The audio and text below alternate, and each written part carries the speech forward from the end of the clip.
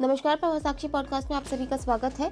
आज के इस पॉडकास्ट में बात करेंगे कि स्वामित्व स्कीम के तहत पीएम मोदी ने बांटे 65 लाख संपत्ति कार्ड, कहा आज का दिन ग्रामीण अर्थव्यवस्था के लिए ऐतिहासिक।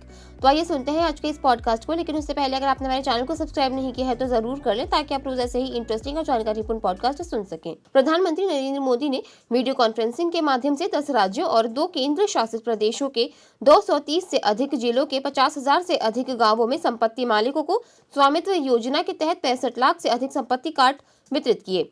इस दौरान प्रधानमंत्री ने कहा कि आज का दिन देश के गांवों के लिए, ग्रामीण अर्थव्यवस्था के लिए बहुत ही ऐतिहासिक है। 5 साल पहले स्वामित्व योजना शुरू की गई थी ताकि गांवों में रहने वालों का उनका कानूनी प्रमाण दिया जा सके। बीते 5 साल में लगभग 1.5 करोड़ लोगों को ये स्वामित्व कार्ड दिए गए हैं। आज इस कार्यक्रम में 65 लाख से ज्यादा परिवारों को ये स्वामित्व कार्ड मिले हैं। मोदी ने कहा कि 21वीं सदी की दुनिया में क्लाइमेट चेंज, पानी की कमी, स्वास्थ्य का संकट, महामारी, ऐसी कितनी भी चुनौतियां हैं, लेकिन विश्व के सामने एक और बड़ी चुनौती रही है और ये चुनौती है प्रॉपर्टी राइट्स की। उन्होंने कहा कि कई साल पहले संयुक्त राष्ट्र ने दुनिया के अनेक देशों में भू संपत्ति को लेकर एक स्टडी की थी। इस स्टडी में सामने आया कि दुनिया के अनेक देशों में लोगों के पास प्रॉपर्टी के पक्के कानूनी दस्तावेज है ही नहीं।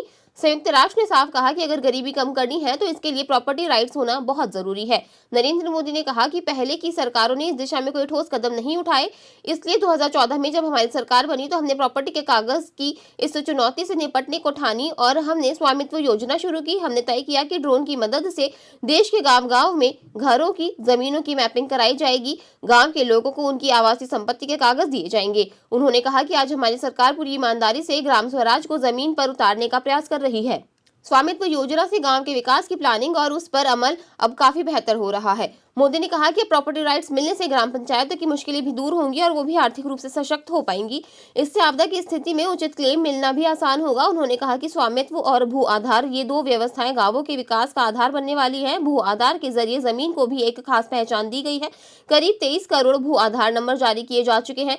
बीते 7 से 8 साल में ही करीब 98% लैंड रिकॉर्ड का डिजिटलीकरण किया गया है। महात्मा गांधी कहते थे, भारत गांवों में बसता है, भारत की आत्मा गांवों में है। पूज्य बापू के इस भाव को सही मायने में जमीन पर उतारने का काम बीते दशक में हुआ है।